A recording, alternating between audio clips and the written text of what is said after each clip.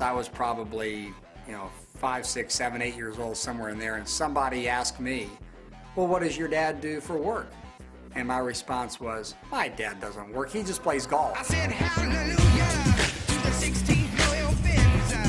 You're getting down on your knees, and it's time for you sickness again. Come on and tell me what you need now. Jack Nicklaus has long been considered the face of professional golf, elevating the game to a standard of excellence that still exists today. Certainly at this stage in history, he has the significance of being the greatest player that ever lived. I love just playing head-to-head and love playing against people and playing against the golf course and playing against myself, which is what you do in golf. Controlling yourself as an individual sport is the most important thing. He was obviously incredibly talented. He had an amazing work ethic. But you know what? He loved the competition. He loved to win. And he wasn't afraid of winning.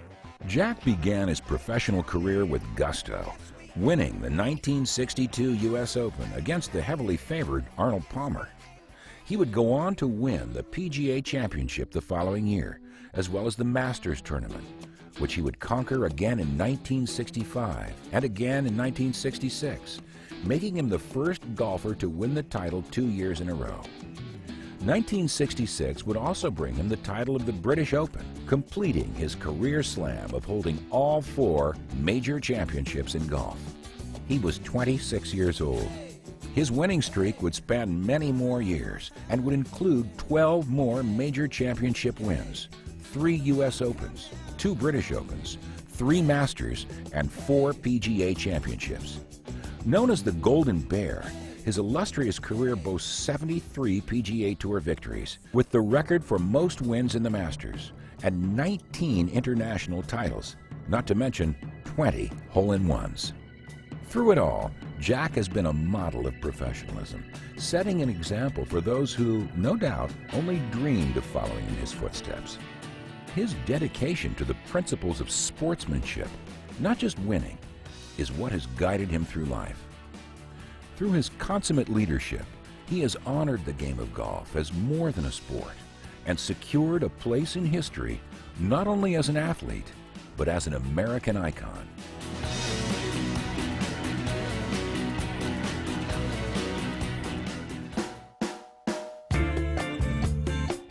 Jack William Nicklaus was born in Columbus, Ohio on January 21st, 1940. His father was a pharmacist who moved the family to Upper Arlington when Jack was just 8 years old, providing his young son with an idyllic childhood. Like his father, Jack was highly involved in athletics from an early age, and his father encouraged his son's talents in a variety of sports, educating him on the importance of etiquette as well as competition. Sports was something that was in his life. And my dad was not only my father, but my best friend. And we spent a lot of time together, and being the only boy, he was pretty attached to what I did. We'd go out and kick a football, or we'd go out and shoot baskets, or we'd go out and throw a football or baseball, or whatever it was, he did it with me. Jack's first exposure to golf was as his father's caddy. In between holes, little Jack would putt and chip the ball, unaware of how the sport of golf would affect and shape his life for years to come. My father asked me if I'd like to take some lessons and learn how to play. Well, I took lessons at everything I played. I mean, whether it was football, basketball, baseball, tennis, whatever it was, I always wanted to learn. PGA Championship was played at Scioto in 1950, and so Jack Grout, who was starting to teach me to play golf, took me in the locker room to meet all the pros, Sam Sneeds and so forth, right through the line. And it was a great way to get started in the game of golf.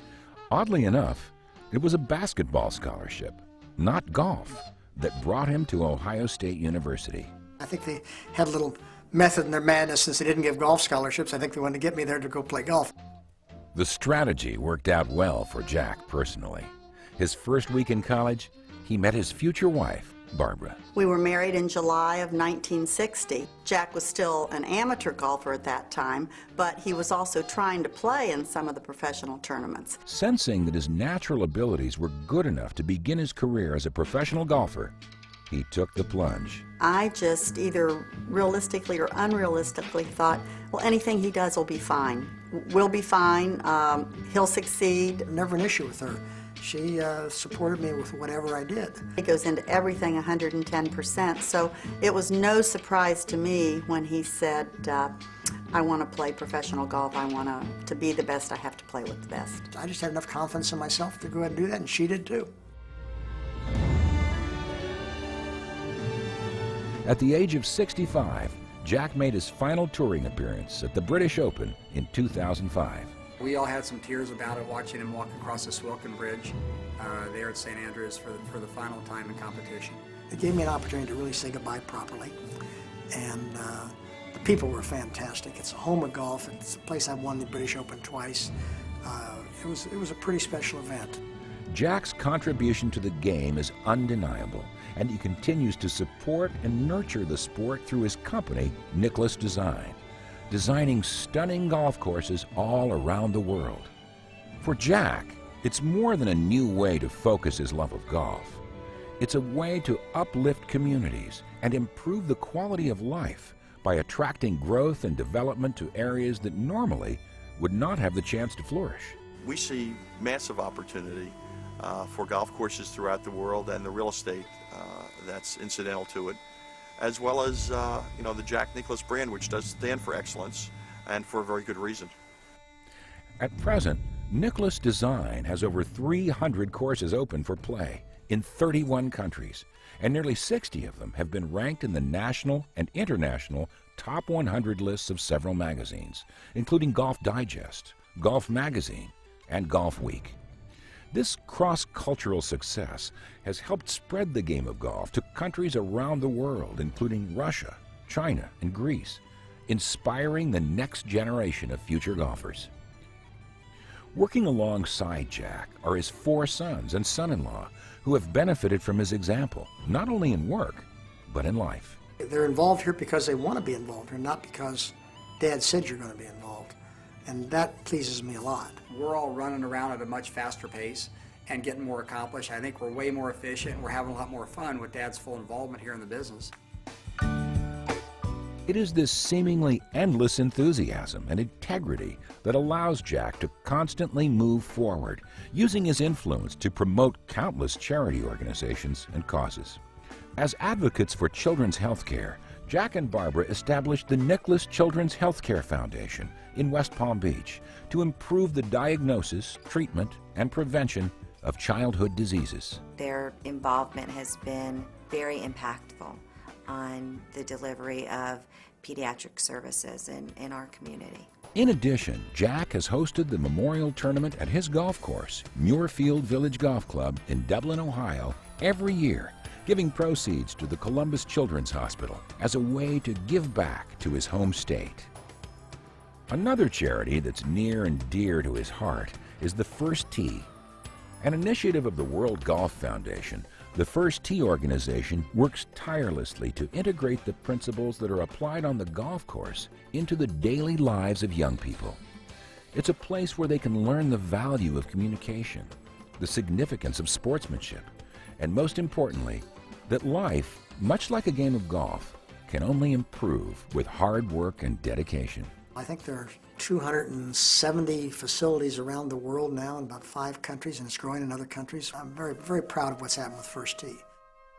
A family man at his core, Jack has celebrated his vast accomplishments with his loving wife of 47 years and their 5 children, who, throughout his impressive career, never wanted for their father's attention. They just made a huge effort to be there. And I don't know, that may be more abnormal than normal. We knew that we were number one in their lives. They were great role models for us. Always treat people how we want to be treated.